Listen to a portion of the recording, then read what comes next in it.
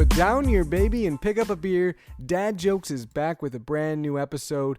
You're listening to the podcast of two first-time dads going through the journey of fatherhood with all of you listening to us. And Brandon, this is our 70th episode, which is just crazy to believe. I'm Jerry, joined here by Brandon. And Brandon, like I said, 70 episodes. We were just talking about something that happened to us years ago, and I was like, that's before either of our wives were pregnant. And you're like, man, that's hard to remember because it seems like it's crazy to think about. Life before kids. LBK was a long time ago. Life before kids. So that is pretty crazy. But more exciting than even that, Brandon, is 70 episodes means that this is an episode that ends in a 0, which means we get to do our top 10, which is pretty exciting. Yes, I love our top 10 episodes. So we got your top 5 and my top 5, which makes 10 of two different topics. Today's are exciting. Should we tell people right now what we're doing today, or should we leave some suspense? Tell them. They're going to read it in the title anyway.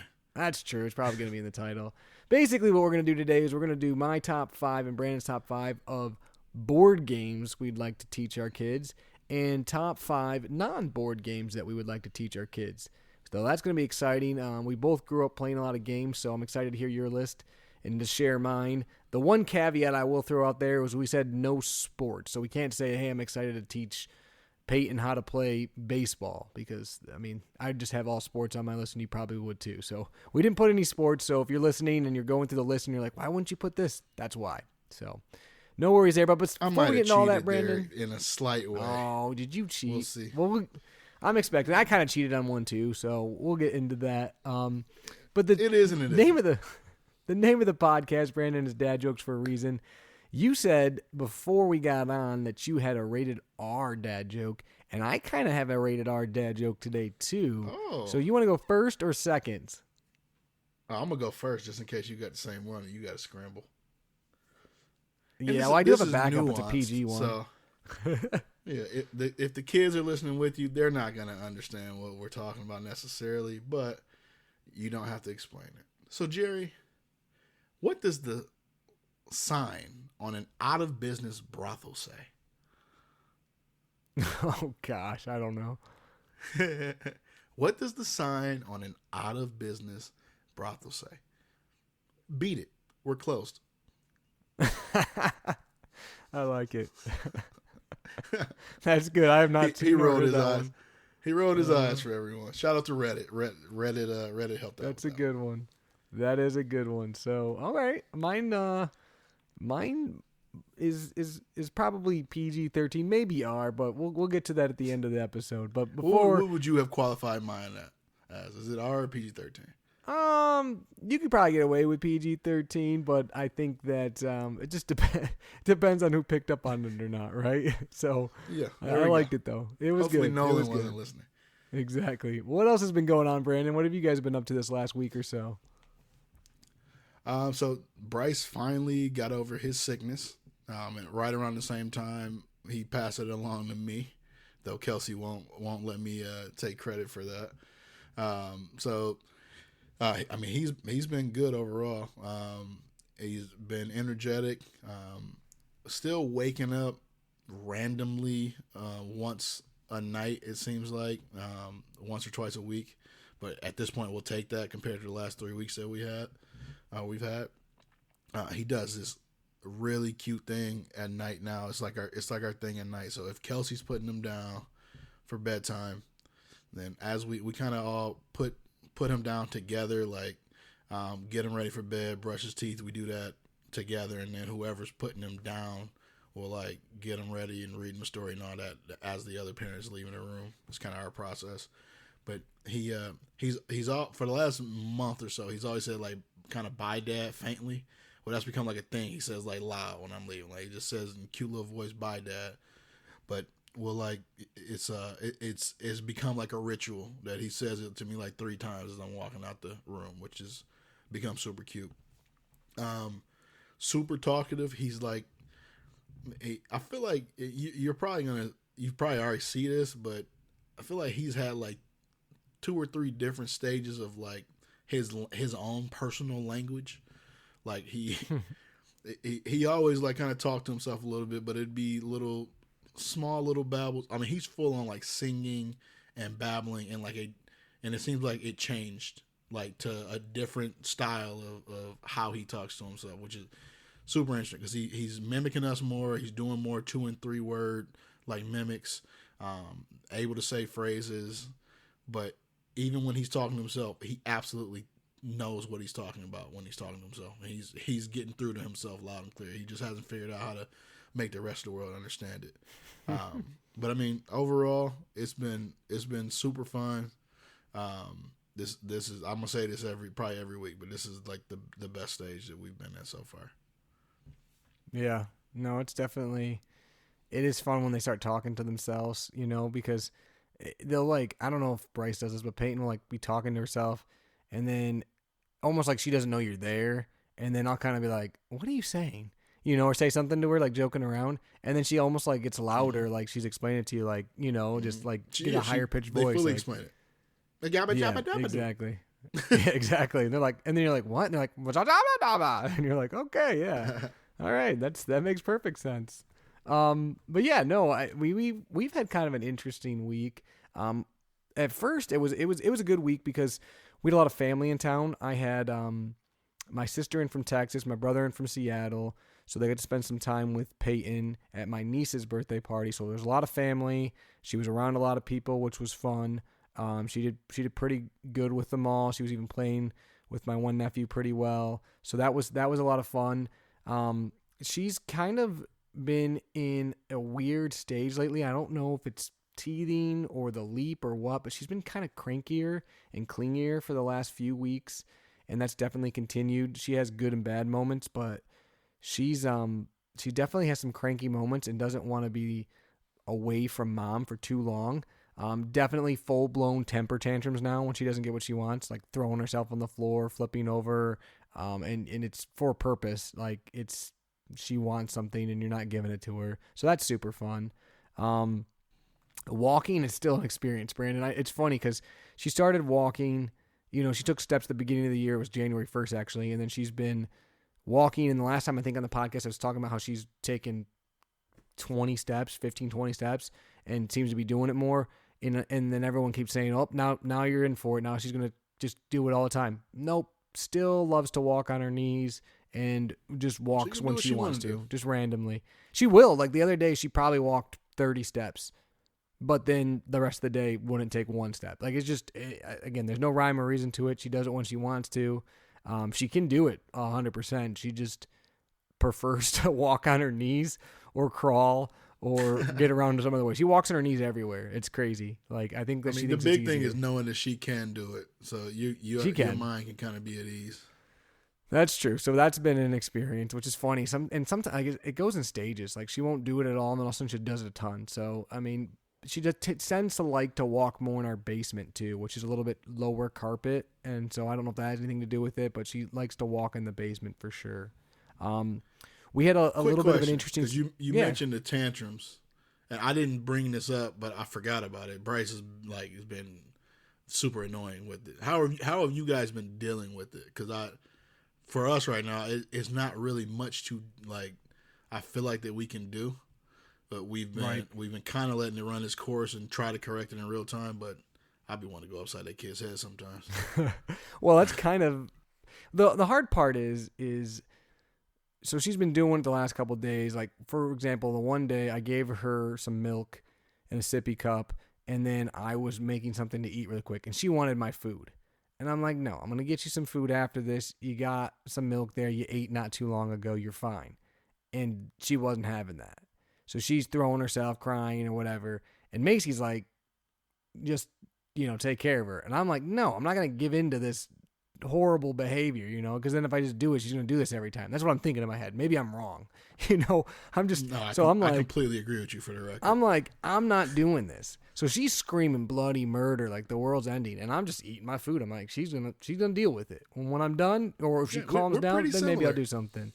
So anyways, that happens. And then the problem was, and what I was going to talk about for a second is yesterday we had a little bit of a scare. Macy couldn't really keep anything down. And this happened in our first pregnancy too. Actually on Mother's Day, but she couldn't keep anything down, like not even water, was really weak, feeling super sick for for like 24 hours. So I ended up taking her into the ER. They got her some fluids and some stuff, and she started feeling a little bit better, but still not great. And so anyways, that was yesterday. And then when we got home, Peyton started having one of these fits, and that's kind of, so Macy's not feeling good to begin with. So part of the reason I think she wanted to just give in because she's not feeling good. Well, then tonight, Peyton started doing it again, but tonight she did it because when I got home, I got like a tax document, not to go into too much detail, but I got a tax document that didn't make sense to me. So I'm trying to figure it out, and Peyton wants to see me, which is super sweet. But I saw her, like I gave her a hug and saw her when I first came in, but she wants me to hold her now because she's like, Dad's home. I want to see Dad. And I'm like, hey, I'm trying to figure this out. Yeah, well, I'm trying to figure this out, though. And so she's like, Macy's like holding her, and she's like screaming, and she's like, just grab her or whatever. And I'm like, what? Like, we can't just give her what she wants every time. For those of you who don't know or haven't gathered at this point, Jerry cannot stand like a problem that he cannot solve. Exactly. And so a tax document that you can't explain, like for people who are listening, like, why don't you just do that later? That's not how Jerry's brain works. He has to figure it out in that moment. It was driving me insane. So I'm trying to figure that out. She's screaming. That was the whole thing. But also on top of it all, she's been kind of sick the last couple of days too. A little bit of a fever today. Seemed really, really like clingy and upset like she gets when she's sick.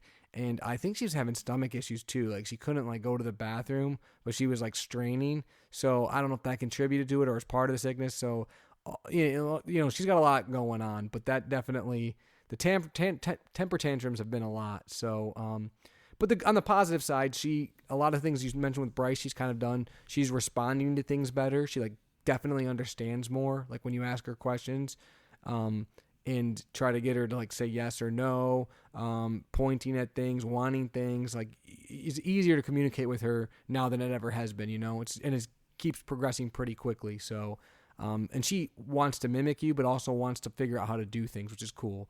Like she can shoot a basket now in our hoop. She can figure out like how to color. She knows how to like grab certain toys to put in certain spots. It's really cool seeing how her mind works, but she wants to do it. One thing that she does that's super cute now is if I'm cleaning up, she wants to help you clean up, which is great. It only lasts so long, and then she wants to go, but she'll like I'll put stuff away and she wants to help put it away. Now, eventually, she wants to take it back out, but she thinks it's cool while you're doing it, like to help clean out. So she does that now too, which is kind of fun. But overall, like I said, it's been a pretty good week. The other thing that's been interesting that Macy really hates is Peyton's always, since she became a good sleeper, has slept in late for a baby. Like she'd sleep until 8:30 pretty commonly. Lately, she's been getting up like 6:30 to 7. And normal times. Yeah, normal times, which is what I keep saying. It doesn't bother me. 7 o'clock every day. Correct. If we got that. And I keep telling Macy, I'm like, this is normal, and she's like, not happy about it all. She's like, she's gonna have to figure out how to sleep in again. And I'm like, she's not gonna figure that out. Like, this is what she's supposed to be getting up. So that's been a little bit of a debate in the household. Like, it doesn't bother me because I'm a morning person. So like, I don't care if she gets up at 7 o'clock. It doesn't bother you because you're probably already awake, but your wife works weird hours. She does, and so it's been a thing. But that started the last week or so. And when we both work, it's not a big deal because I got to get her up anyways and get her ready. But when Macy doesn't work and I do work, it's annoying because then she knows she's got to deal with it. But she's been pretty good at like hanging out in bed and like spending some quality time in the morning with Mom. So that's been okay. So, but overall, a pretty decent week, Brandon. Can't complain. Yeah, a lot of times those mornings are like, for Bryce, I feel like that's when he's at his absolute happiest, cutest. It's like right before he's about to go to bed and he's sleepy and just like, I know he's tired because he laughs at every little thing that I do and just like slap happy. But in the mornings, it's fun sometimes just to watch. He'll wake up and just like grab something and play around and talk to himself for like 20 minutes before anybody walks in there. I just like watching him. So. Nice. It's fun. What we got for baby gear this week, Jerry? What do you got? So mine is I'm trying to like, instead of going after new things we bought, I'm trying to let those collect a little bit before I bring them back up and think about like, what does this kid like utilize on a daily basis? And two things that were found that were not purchased for Bryce but are his absolute like favorite things. Or let me not. I probably said that about 5 different things. They're up there as some of his favorite things. When Kelsey was pregnant, she bought a big medicine ball because, like, towards the end of the pregnancy, that's something like that you like can sit on. It's supposed to alleviate, I don't know, back pain or something. I don't know why she bought it. To tell you the truth, she bought it because she bought it. But that thing is set up in our basement, and if I ever need 10, 15 minutes, Bryce has all this stuff. He has a freaking jungle gym in our basement. He has every toy you can think of. That medicine ball is all he does is hit it from one side of the basement to the other. He maneuvers it. He tries to get it over stuff. So my parents realized this, and my dad was like cleaning his basement out and found a blue medicine ball in his basement. And Bryce spends Monday through Friday at my parents' house. He pulled that thing up. That's the first thing Bryce runs to every day when he gets over my parents' house and plays with the blue medicine ball at their house. So it doesn't matter what medicine ball. You can spend $7 on one on Amazon, buy one for $15 at Walmart, or go to like Dunham's or Dick's Sporting Goods and get an official one. Who knows? Buy your medicine ball. When your kid can crawl, they love it. But when they can walk, they love it even more. That's my baby gear of the week. A big old medicine ball. I kind of did something similar and picked something that wasn't really bought. I said medicine ball. I meant exercise ball for the record. Sorry. Yeah, medicine balls are a little heavy. Exercise ball. Medicine balls are way I knew too what heavy. you meant. Exercise ball. Thanks. Nice. Before I get into my baby gear, though, Brandon, one thing I did forget to mention is today we actually went for our anatomy scan on the baby. Oh. So that was kind of cool to see how she's progressing. It was funny. At one point in time, the technician was like, she's definitely a girl. So, the genetic testing was accurate, definitely a girl. But it seemed like everything was good. And our due date was like within 1 day of where it originally was. Like there was no major changes. So we're still tracking for June 16th. And it was weird. It was a different experience than the first time. It was still really good, but the first time we were like in this big room with like a big monitor, and I felt like we were there for like over an hour. This time we were in a smaller room with like a smaller screen, and it was like 20 minutes, which was fine. The lady did a great job, and we got some good pictures, but it was a different experience. It was quicker. And I don't know. Are you underwhelmed by this pregnancy, Jerry? It's different. It's different. It's just weird. But we did get see a new OB the last time we went, and that went well. Macy was excited about that. We have another appointment at the end of the month, so hopefully it's going better than the initial few appointments have gone for us. But yeah, it was cool to have the anatomy scan. So I know we're on here talking about Peyton and Bryce a lot, but we got the new baby on the way too. So don't want to take away from the pregnancy at all either. So sometimes it's easy to do that when you have a little one running around. But you gotta cherish those big moments, and the anatomy scan's a big moment. So definitely, that's huge. Take that in. And truthfully, sometimes I literally forget you guys have another kid coming, and then it's like you look up, and June 16th is literally just 4 months away. Yeah, she's almost 22 weeks. She'll be 22 weeks on Friday, so a couple days.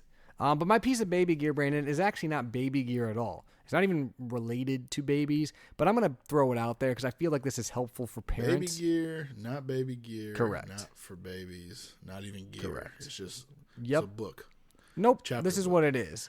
So if you have kids, you know that it's hard to keep the house clean, right? And if you have kids and pets, it's almost impossible to keep the house clean, right? So we have a new couch because when we moved into our new house, they left a sectional. It's a nice couch, but it's dark and it has fabric, like not leather, which means that Raja, my red fox lab, who has light hair shows up on it pretty easily, right?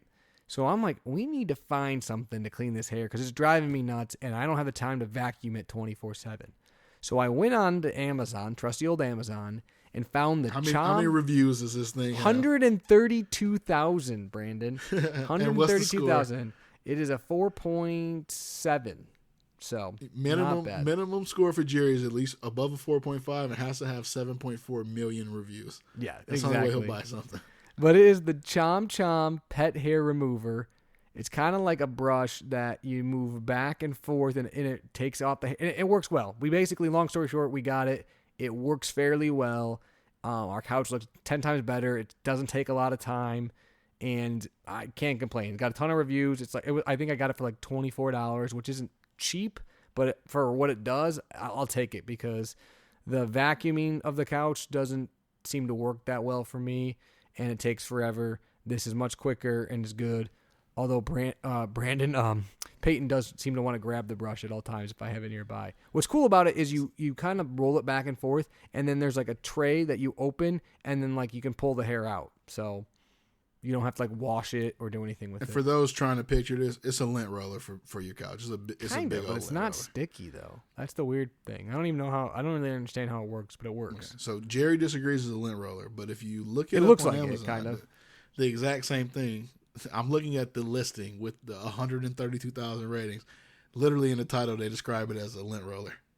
But it doesn't. You don't pull anything. But look, lint rollers you like peel, right? And it's sticky. It's not sticky. That's the thing. I get the comparison. Look it up, but I don't know. Long story short, if you have dogs, hair on couches, and it drives you nuts, might help you out, save you some time, so you can spend more time with the little ones.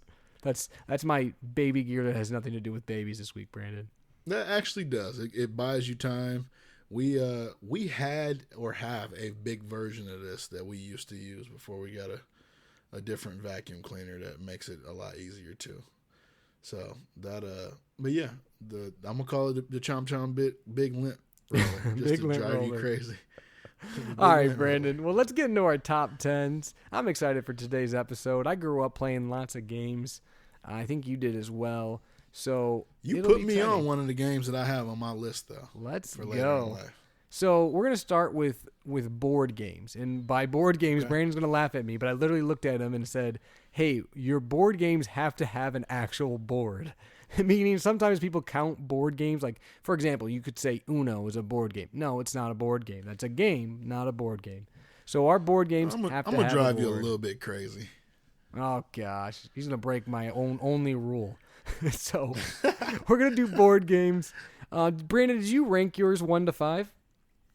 I can really quick because I know what my number 1 is, and the other ones we can just figure out.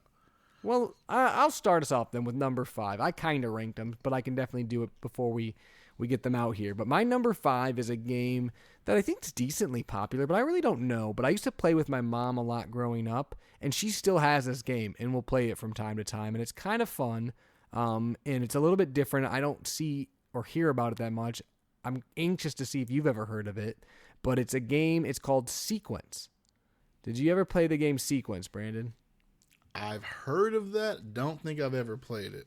Yeah, it's kind of cool. I'm looking basically, it up as we speak. You have these coins and you get cards, and you basically have to try to get like 5 in a row on a board. So it involves cards as well, and there's a little bit of luck in it, but there is some strategy too, which I like. And you can play with, I think, 2 to 4 people, up to 4 people. So it's a cool game. Doesn't take rocket science to figure it out too. Nope, so you can I've probably definitely keep never a played kid. this.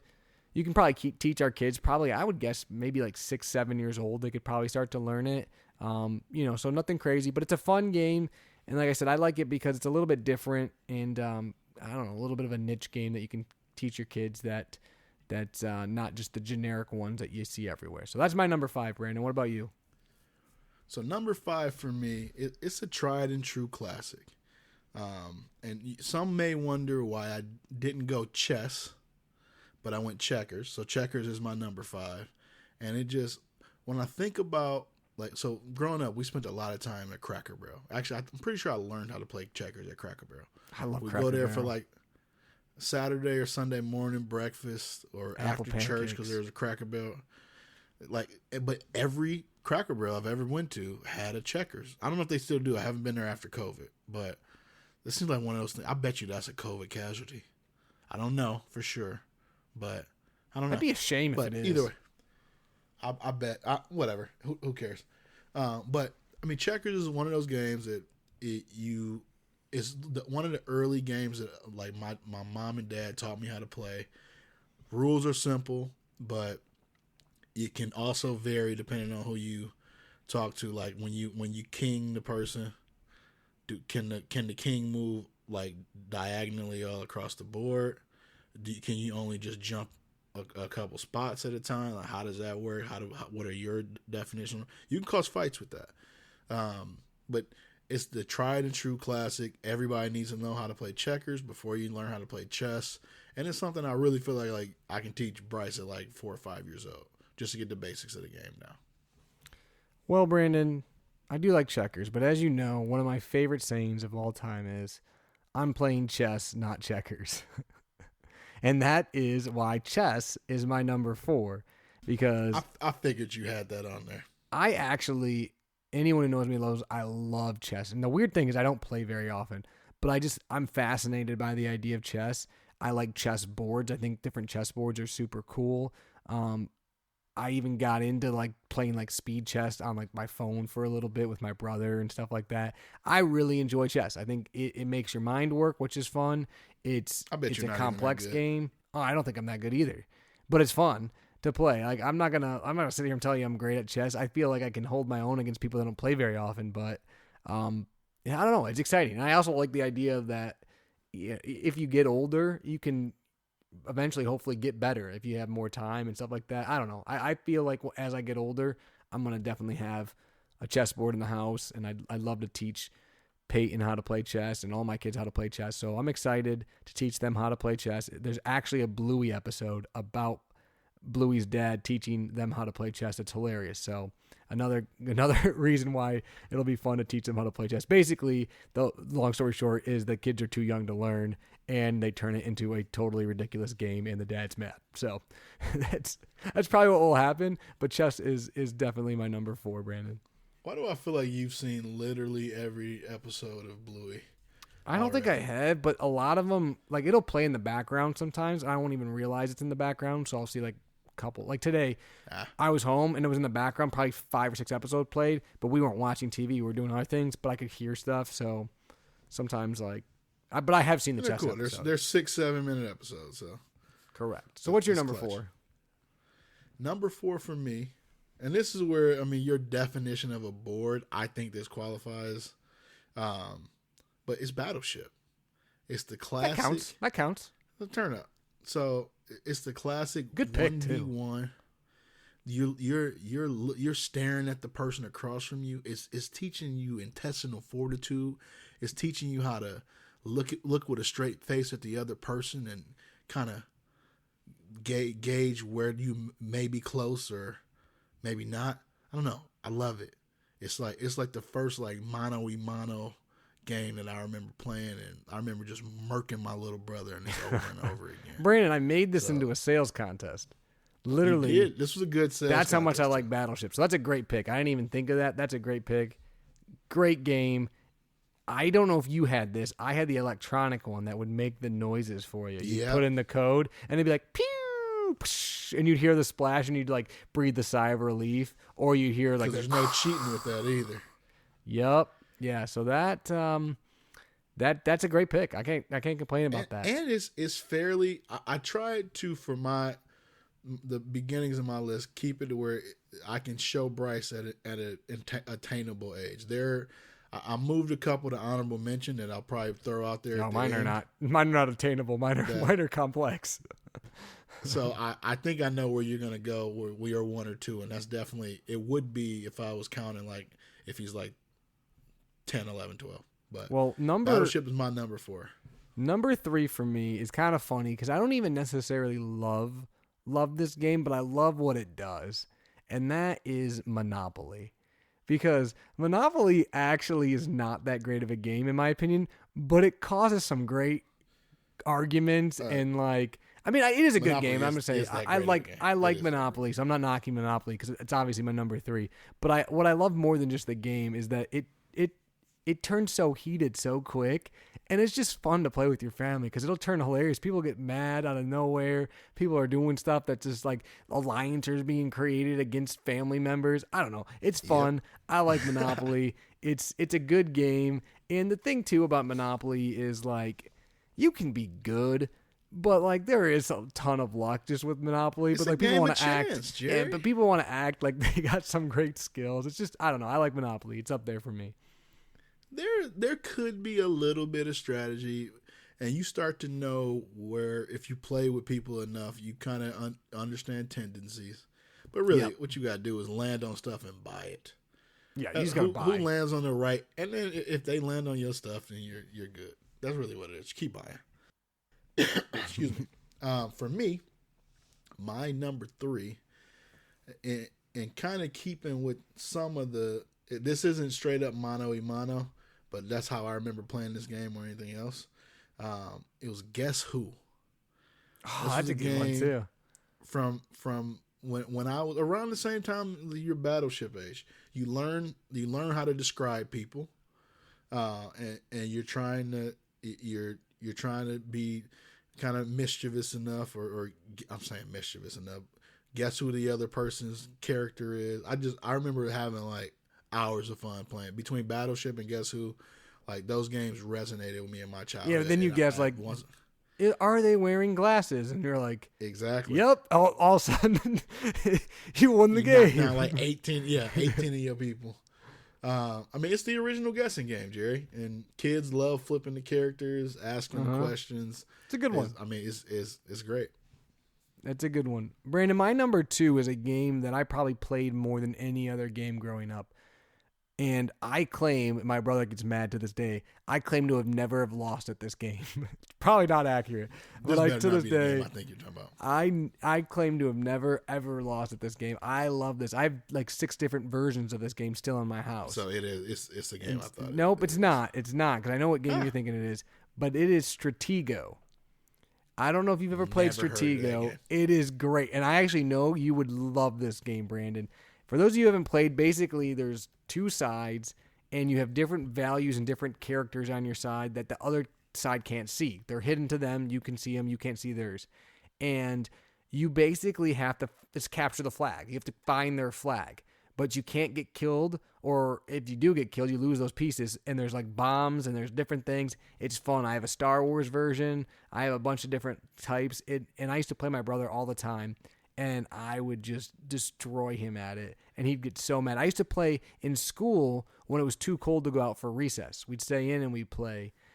So I love that game. If you have not played it before, Brandon, it's great. And it doesn't matter if you're literally like 7, 8 years old or you're our age. It's fun. So it's a good game, and there's some strategy in it. I definitely see the appeal of this game. So this may have to be added to the collection. Okay, you're making me think I should have made my list more complex. Well, that one's fun. I like that game. About Bryce. That game is definitely great. What's your number 2, Brandon?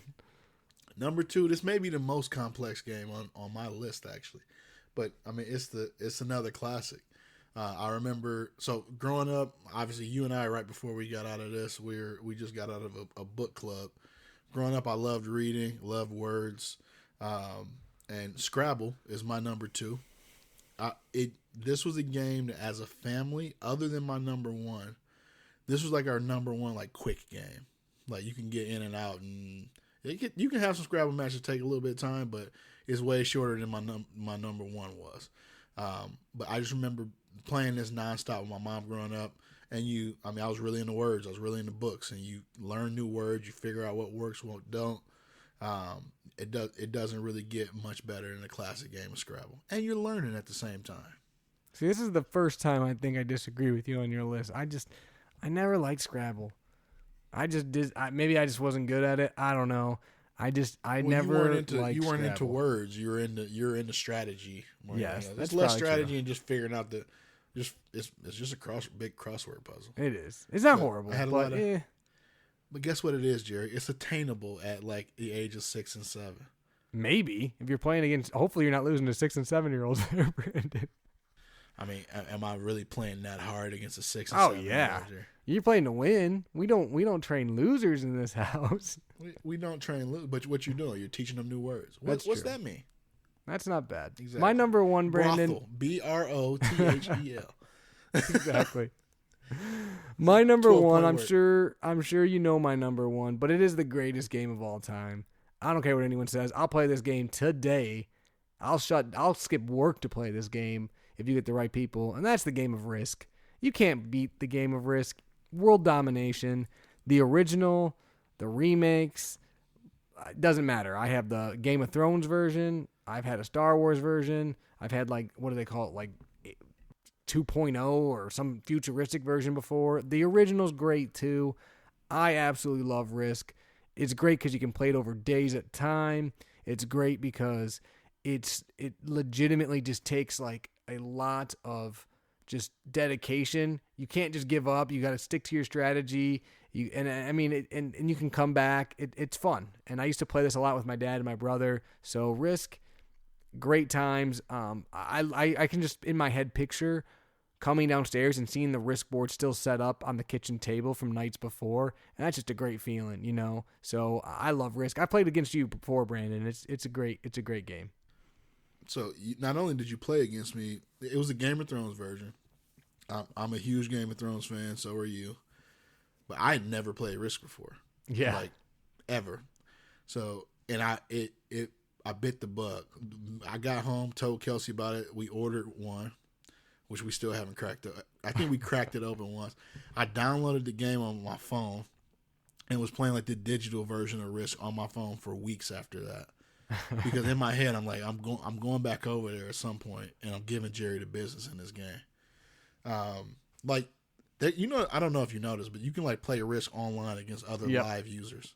Yep. So it's like an abbreviated version. I was doing that for like weeks and weeks and weeks after we played it. There's like video game versions, and it's legit. So that game is on my short list, but it's on my honorable mention. And what I'm gonna do, I'm gonna give a couple quick honorable mentions before I get my number one, because my number one's gonna be quick. So that absolutely Risk was there. Trivial Pursuit. I don't know if you that's a good one. That's a good one. I did. Yep. That was and these are games that you play when you're a little older. I'll leave it at that. Those are my two honorable mentions, and it was kind of like games we enjoyed playing as we got older. But my number one, Jerry, was your number three. You said it isn't that fun, quote unquote. It is. Yeah. It's fun. Okay. Monopoly is the game that everybody has played. It's the tried and true classic. You can have games that take, like, it's not as long as Risk. It's still a reasonable amount of time. But you can have like a family game night and have a Monopoly game easily take 3 hours. And you got somebody who's like at the end, they don't have any money left, but they got a couple properties, and you land on Boardwalk and they got Park Avenue. And you got to cash them out, and they go from zero to hero. There's no better feeling. Or you pull the right chance card, and you get exactly what you need to take the game over. You put hotels on Baltic Avenue. Nobody wants Baltic. Nobody wants Baltic.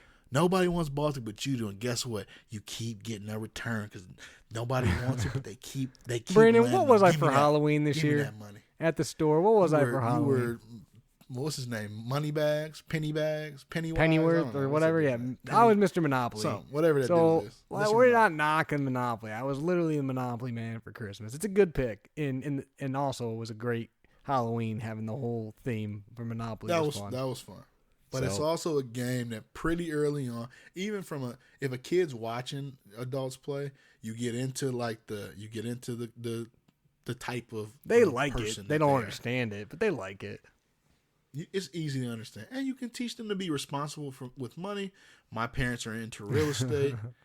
You can teach them about the value of having real estate and people renting from you. They're great life lessons there. Okay, that's a good list, Brandon. I thought we both had good lists. I wasn't mad at yours. I definitely not mad at mine. But let's see what we really do now that we're getting out of just being limited to board games. Let's get into the non-board games, and this one's exciting. I'll let you start because I started the last time. What's your number 5 for non-board games? So 5, I'm gonna break your sports rule, and I'm gonna I have 6 games on this list. I'm gonna make 2 of them one and just call it sports. One of them is called the dunking game. This was made up by myself, my cousins, my friends growing up on our Little Tykes hoops. And this was basically, so this is the sports twist, but it has to be a Little Tykes hoop. You get one person on one end of the room. Most of the time this is in the basement, and you got 2 or 3. You can have just one, or you got 2 or 3 sitting underneath the basket. Actually, we called this the blocking game. Actually, sorry, it wasn't called the dunking game. I messed my own story up. It's called the blocking game. And you go try to dunk on them, Jerry, and you got to block it. This is why Simple you're as having that. surgery later this month, because of this game. That actually has nothing to do with the surgery that I'm having later this month. Had nothing at all. If you're talking about my knee, that'd be one thing. So I that's think you pretty got injured straightforward. during the blocking game. I mean, we used to play that all the time growing up at sleepovers. Me and my brother used to play it. Like it's just I have a bunch of fond memories playing the blocking game. Can't wait to still to this day.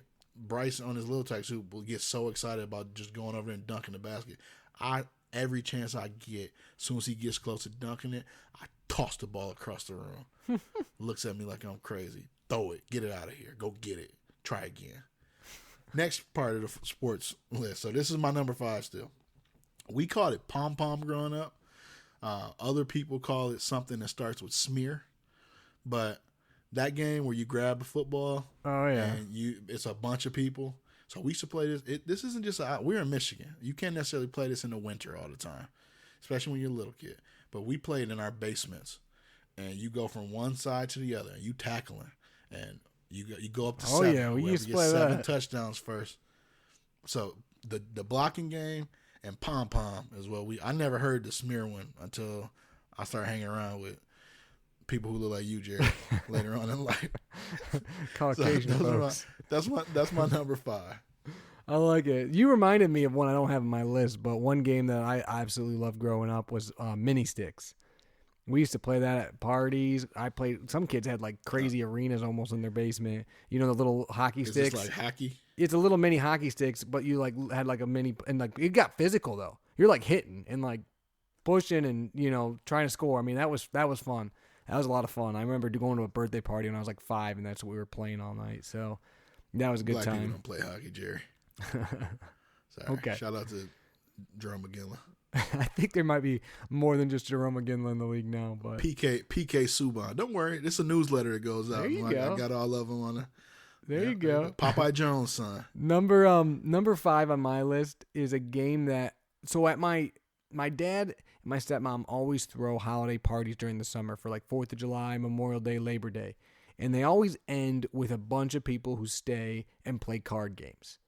Big giant table. We put ping pong tables together. I mean, you could have 20, 30 people playing card games. And my dad, they love card games, and they also love gambling. So you're paying for money. Even when I was a kid and I'd stay up late, 10 years old, I'm playing with my own money to play these games. And one game we always played is the card game called 31. I don't know if you ever played 31, Brandon, but we used to play it all the time. And so that's a fun game I want to pass on to my kids. But basically, it's a game where you have 3 cards in your hand, and there's different values, and you try to get as close to 31 as possible. The low person has to pay, right? And when you're out of money, you're out of the game. So we used to play that a lot. It's a fun game to play. It's pretty easy to understand. But, you know, it just brings me back to sitting around tables, talking to family, joking, you know, late at night and playing those card games. So 31's number 5 on my list, Brandon. So for me, my number 4 is a game you outside. So Bryce is probably like early elementary to late elementary is how I imagine this, and this may be a little controversial. People may not agree with this game. But Jerry, did you ever play Curb growing up in the neighborhood? Curb. I don't know. Not under that name. Between the blocking game and Curb, we about to just have a great Brandon childhood nostalgia memory lane session.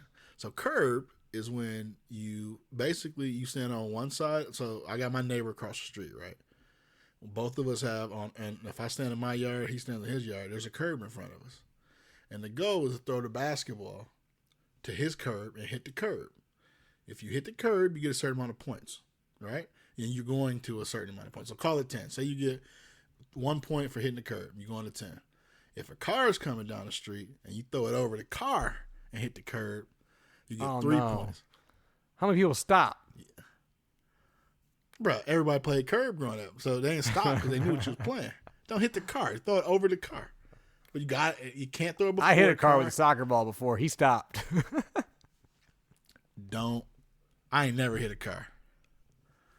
I mean, ain't going fast enough to where you just throw it over the car. Like, don't hit the car. You teaching your kid to throw balls at cars. That's all I'm getting right now. Don't hit the car. Oh, me and my Sorry, kid gonna be bros. playing. Ain't nobody. You think Sorry, somebody will get bros. out and do something to me? I don't know.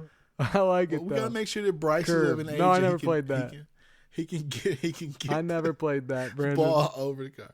Curb. There we go. Go. Let's move on. We're gonna make it quick. All right. Well, my number 4 is a game, Brandon, that I know you haven't played, but you have played, and that's the game called Dominoes. But my version of Dominoes. So Don't get me Dominoes, started, Gerald. or as you look up, called Mexican Train Dominoes, is something I used to play with my grandmother and that whole side of the family. It's a lot of fun, super easy to teach, and just, it doesn't take a lot of skill, but it's fun. It's a good time. It's basically where you try to get rid of all your tiles. You get points. Basically, if you have tiles up in your hand, whoever has the lowest amount of points wins. Once basically someone hits a certain point, that's when the game ends, and whoever had the lowest at that point in time wins the game. So, it's a great one. And so this is going to be controversial. I want our listeners to tell us too. And if you're part of Jerry's family, do not participate in this trivia question. When you guys are playing dominoes, does the game start with a big 6, which is No, 12 double total 12s. dots, Double or 12s. double 12?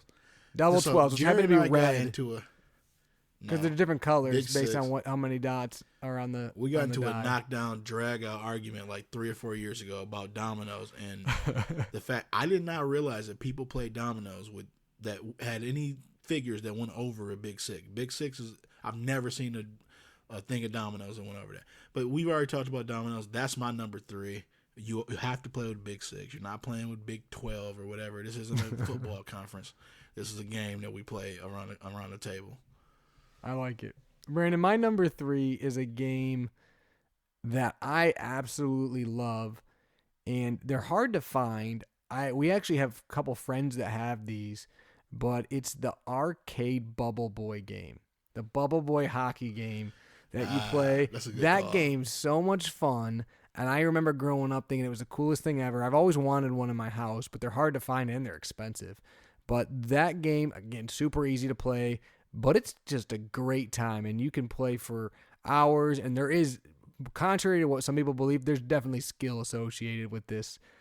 So Bubble Boy Hockey, that's my number 3, and I'm going to give a sub 3 to Foosball because it's kind of similar. It's in the same breath, Yep. but that's another game that if you're good at foosball, and I'm decent, it's kind of game changing when you go to a place with foosball because there's people that just are horrible at it. And if you're kind of good, everyone thinks you're amazing. They start like looking at you like, oh my gosh, this guy, he knows how to At least the people foosball. Jerry hangs out with. So anyways, foosball is my sub 3, but Bubble Boy Hockey is my actual number 3, Brandon. This isn't on my list, but to me, you can throw like air hockey into that as well. Air hockey's great. Pool, stuff like that. Ping Those pong are you just could great too. games Actually, to be ping in. pong's amazing. Yep. I love That's ping fair. pong too. So yeah. So my last 2, my number 2 and number 1 are both card games. And number 2 is a game that my mom used to give me like $3.50 for lunch a day, but she gave it to me weekly. And when you get to on the school bus, you play Tonk, which is the name of the game, for the bread. Play Tonk for money.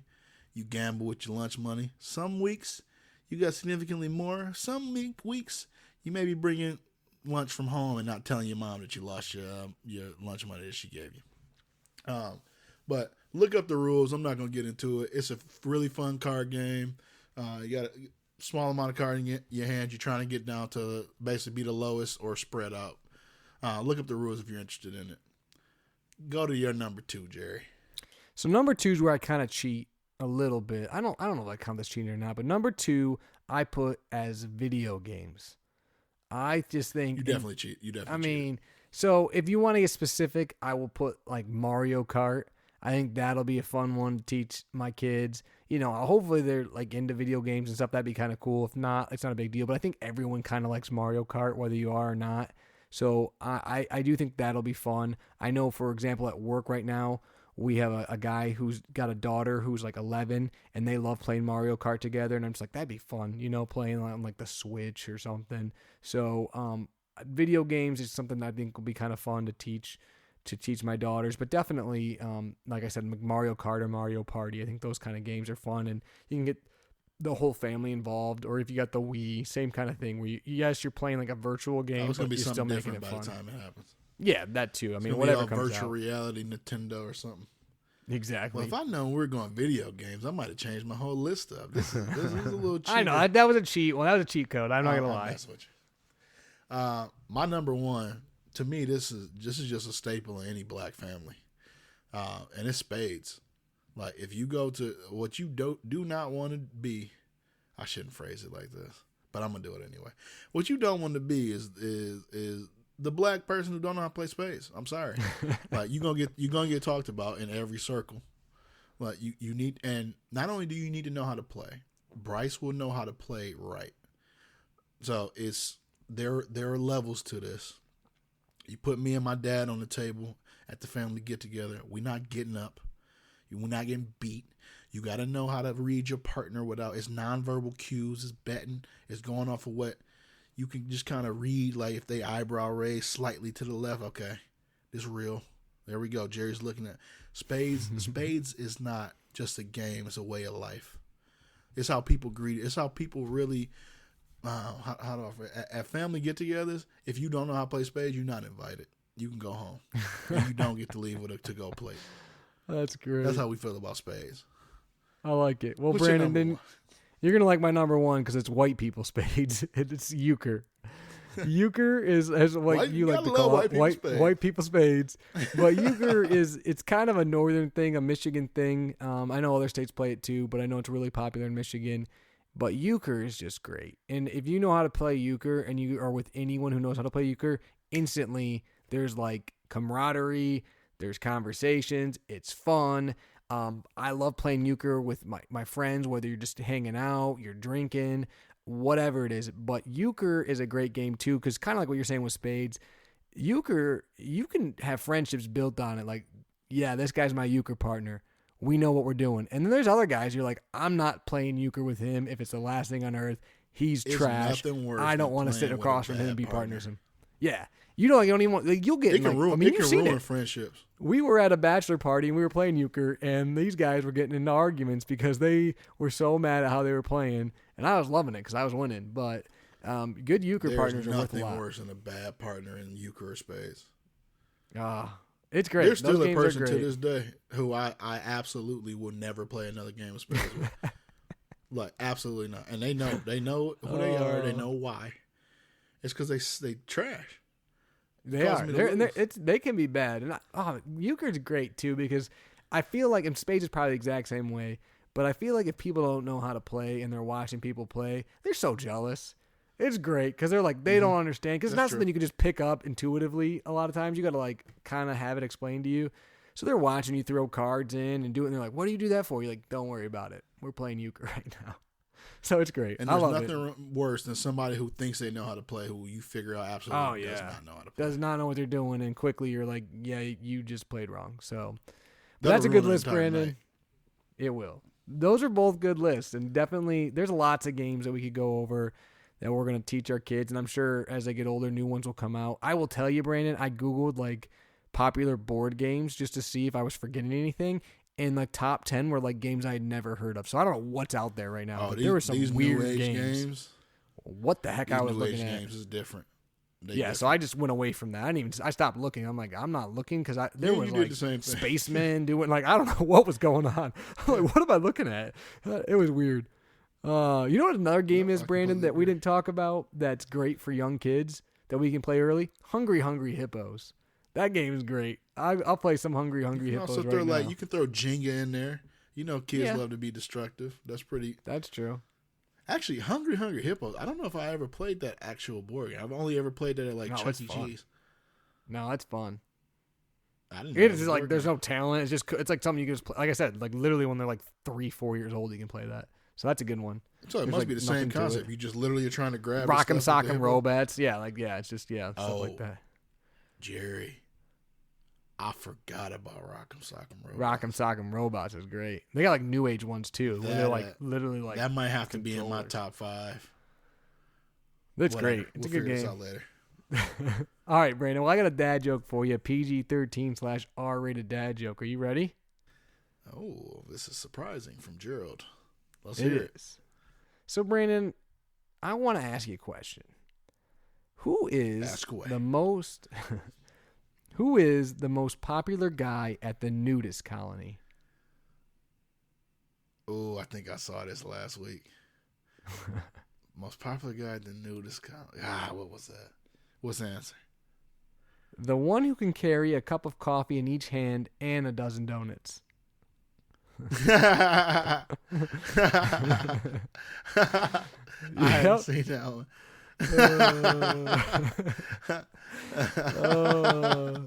See, folks, That's all I pretty needed funny. to get Brandon to laugh super hard at one of my jokes is to make it semi-dirty. Yeah, I do clean ones, he barely laughs. But I saw that and it was too good not to bring up. I was like, that's funny. I started laughing just like you are now. So, yep, that's my dad. Shout joke out to for everybody you. out there who got the visual too. Shout out. Exactly. Yeah, that's the hard part. You start like thinking about it. And you're like, but that's funny. You go into like Tim Hortons box in your head, like 12 donuts. What's that? Yep. That's great. Where do those go, Dad? Anyways, if you haven't already, please like us on all our social media pages. Please tell your friends about us. Give us some dad jokes That if was you got some funny, good ones Jerry. out there. We'll That share was them. funny. We'll share them with you. All that good stuff. Write us a review. We appreciate each and every single one of you. Brandon, it's been 70 episodes. I can't believe that. That means we've done 7 of these top 10 episodes now. They're always fun. That's They're always crazy. great. I'm excited about it. But until next time, I'm Jerry, joined here by Brandon, and you've been listening to Dad Jokes.